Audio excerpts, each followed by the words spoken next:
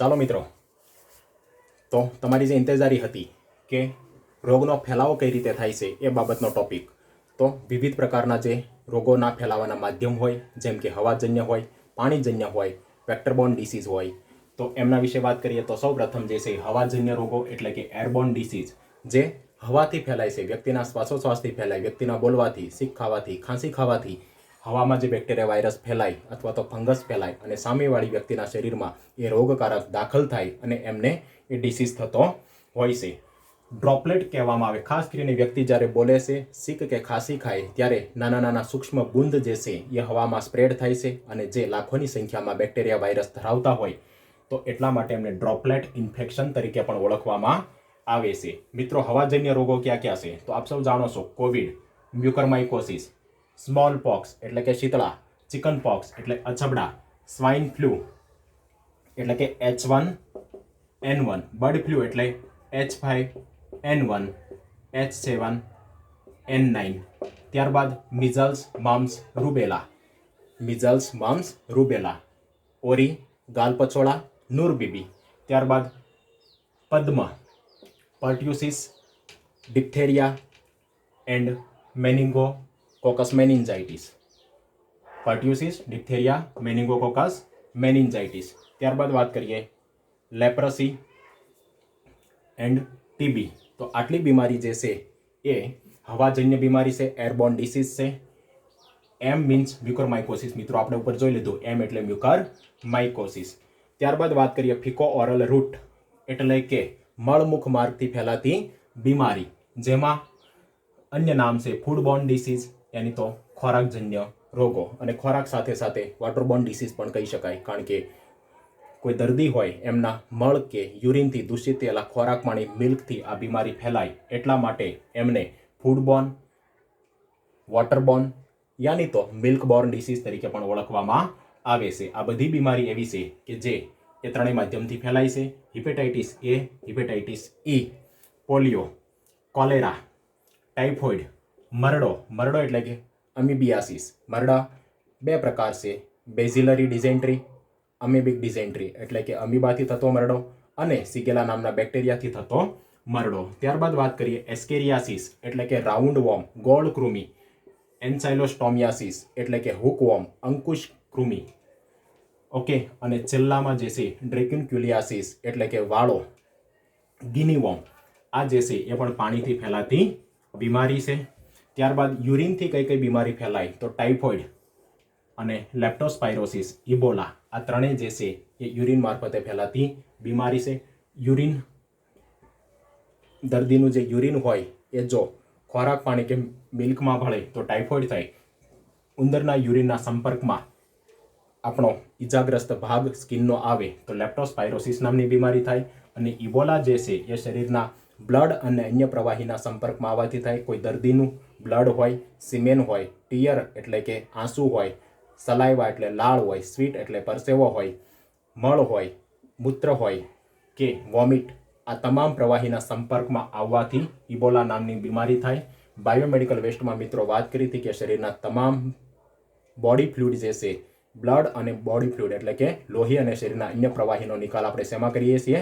Yellow કલરની biomedical વેસ્ટની બેગમાં. તો એ તમામ પ્રવાહીથી ઇબોલા નામની બીમારી ફેલાઈ શકે. ત્યારબાદ માખીજન્ય રોગો, ખાસ કરીને આપણા ઘરે જે માખી જોવા મળે, જેને આપણે ડોમેસ્ટિક ફ્લાય યાની તો હાઉસ ફ્લાય તરીકે ઓળખીએ છીએ, જેનું વૈજ્ઞાનિક નામ છે મસ્કા ડોમેસ્ટિકા. એનાથી કઈ કઈ બીમારી થાય તો ડાયરિયા, ડિઝેન્ટ્રી એટલે કે અતિસાર, મરડો, પોલિયો, યાઉઝ નામની બીમારી બેક્ટેરિયાથી થાય છે. અને 2016માં ભારત જે છે વિશ્વમાં સૌપ્રથમ યાઉઝ મુક્ત બન્યું.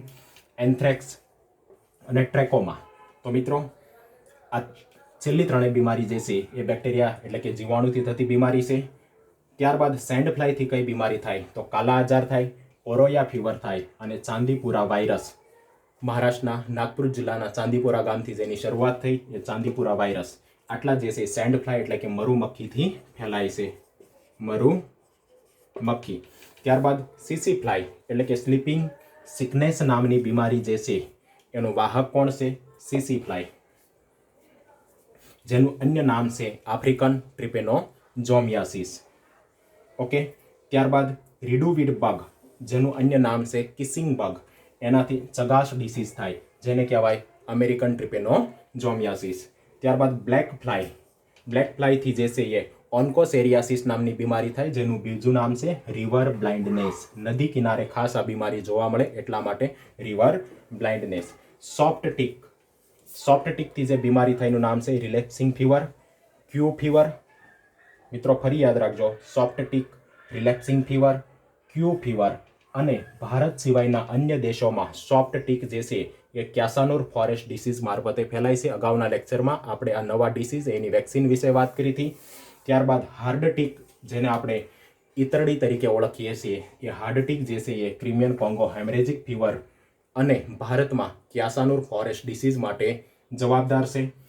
તો આ હાર્ડ ટીક જે છે એનું નામ છે હાઇલોમા, જે છે હાઇલોમા ટીક, એ કોંગો ફીવરના વાહક તરીકે જવાબદાર છે. મિત્રો ફરી એકવાર સ્પીડમાં આપણે જોઈ લઈએ કે કયા રોગ કઈ રીતે ફેલાય છે. હવાજન્ય રોગો, એરબોર્ન ડિસીઝ, ડ્રોપલેટ ઇન્ફેક્શનથી ફેલાય. કોવિડ, મ્યુકરમાઇકોસિસ, સ્મોલ પોક્સ એટલે કે શીતળા, ચિકન પોક્સ એટલે અછબડા, swine flu, bird flu, measles, mumps, rubella, pertussis, diphtheria and meningococcal meningitis, leprosy અને ટીબી. આટલા જે છે એ હવાજન્ય રોગો છે. ફિકો ઓરલ રૂટ એટલે કે ખોરાકજન્ય રોગોમાં hepatitis A, hepatitis E, polio, cholera, typhoid, મરડો, ગોળકૃમિ, અંકુશકૃમિ, વાળો. આટલા જે છે ખોરાક પાણીથી ફેલાતી બીમારી છે. યુરિનથી ફેલાતી 3 બીમારી, ટાઇફોઇડ, લેપ્ટોસ્પાઇરોસિસ, ઇબોલા. માખીજન્ય રોગોમાં મિત્રો ખાસ યાદ રાખજો, diarrhoea, ડિઝેન્ટ્રી, polio, યાવ્સ, anthrax, ટ્રેકોમા. Send fly એટલે મરુમક્ખીથી કાલા આજાર, ઓરોયા ફીવર, ચાંદીપુરા.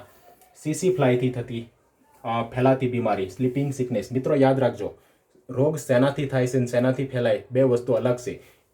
ડેન્ગ્યુ જે છે એ વાયરસથી થાય છે અને ફેલાય છે એડિસ ઇજિપ્તી માદા મચ્છરથી. એટલે શેનાથી થાય, શેનાથી ફેલાય એ ડિફરન્સ બરાબર સમજીને યાદ રાખજો. સીસી ફ્લાયથી સ્લીપિંગ સિકનેસ થાય, રીડુવીડ બગથી ચગાશ ડિસીઝ થાય, બ્લેક ફ્લાયથી રિવર બ્લાઇન્ડનેસ થાય, સોફ્ટ ટીક જે છે એ રિલેપ્સિંગ ફીવર, ક્યુ ફીવરની વાહક છે.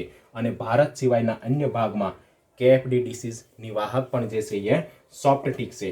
અને હાર્ડ ટીક જે છે એ ક્રિમિયન કોંગો હેમરેજિક ફીવર અને ક્યાસાનુર ફોરેસ્ટ ડિસીઝ માટે વાહકનું કાર્ય કરે છે. મિત્રો આમાં તમે વિવિધ પ્રકારની કી બનાવી અને યાદ રાખી શકો, જેમ કે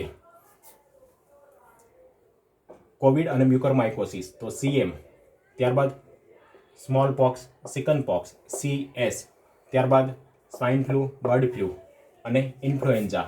તો કી કંઈક એવી બની શકે, પરંતુ લાસ્ટ ટાઈમ જે છે કી યાદ રાખવી બહુ એટલી ઉપયોગી નથી લાગતી, કારણ કે એક્ઝામનો 1 દિવસ બાકી છે. એટલે કી યાદ રાખવા કરતાં આપ ડાયરેક્ટલી યાદ રાખો એ વધુ સારું છે. નેક્સ્ટ ટાઈમ આપણે એક્ઝામ પછી ડિટેલમાં ફરીવાર પાછું આ તમામ વસ્તુનું રિવિઝન કરીશું, સોલ્યુશન કરીશું અને ત્યારે કી મારફતે યાદ રાખવા પ્રયત્ન કરીશું. હું એવું નથી કહેતો કે એક્ઝામ પછી પણ તમારે તૈયારી કરવી પડે. તમને બધાને સફળતાની શુભેચ્છા. પરંતુ નગરપાલિકામાં જે મલ્ટીપર્પઝ હેલ્થ સુપરવાઇઝર અને ફિમેલ હેલ્થ સુપરવાઇઝરની જે ભરતી છે, અથવા તો સેનેટરી ઇન્સ્પેક્ટર, સેનેટરી સુપ્રિન્ટેન્ડન્ટની એક્ઝામમાં તમે અપિયર થાવ ત્યારે તમને આ બધું કામ લાગશે. અને ત્યારે આપણે ફરીવાર ડિટેલમાં શોર્ટ કી સાથે તમામ રોગો યાદ રાખવા માટે પ્રયત્ન કરીશું.